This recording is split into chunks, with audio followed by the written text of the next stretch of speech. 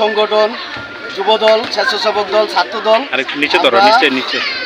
আমরা দীপু ভাইয়ের নির্দেশে চনপাড়ায় মাদক নির্মূল করার লক্ষ্যে আজকে আমাদের এই বিক্ষোভ।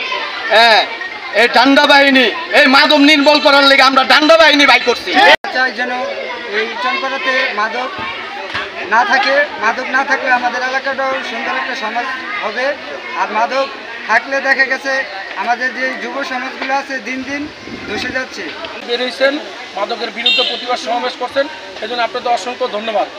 আর আমরা জানিয়ে দিতে চাইছি যে দীপু ভাইয়ের নেতৃত্বে চনপাড়ায় মাদকের উচ্ছেদের ঘটনা আমরা যে ঘটাইতেছি, ইনশাআল্লাহ এটা আমাদের অব্যাহত থাকবো। এমনকি আপনারা যারা মাদক বিক্রি করেন তাদেরকে আমরা একটা সুসংবাদ দিতে চাচ্ছি। যারা মাদক বিক্রি করেন তাদেরকে আমরা কম্পিউটার এবং কি সুইং গার্মেন্টস লাইনের ট্রেনিং সেন্টার আমরা করব। আপনারা আমাদের সাথে যোগাযোগ করবেন। দীপু ভাইয়ের মাধ্যমে তার নেতৃত্ব এই কর্মস্থানটা তৈরি হবে। যদি আপনারা কাজ জানা থাকেন তাহলে আমরা আপনাদেরকে সেলাই মেশিন কিনে দিব, আপনারা যাতে বাসায় রুজি রোজগার করতে পারেন, আপনাদের সংসার জীবন জীবিকা আপনারা ভালোভাবে করতে পারেন। দীপু ভাইয়ের নেতৃত্বে আমরা প্রশিক্ষণ কেন্দ্র করব। এই কেন্দ্রের মাধ্যমে আপনাদের জীবন জীবিকা নির্ধারিত করবেন। রহমান ভূঁইয়া দীপু ভাই আগামীতে সংসদ নির্বাচন করব। আর এই সংসদ নির্বাচন করতে আমরা দীপু ভাই যে কোনো নির্দেশনা আসুক না কেন, আমরা ইনশাল্লাহ প্রত্যেকটা নির্দেশনা আমরা অক্ষর অক্ষর পালন করবো ইনশাল্লাহ।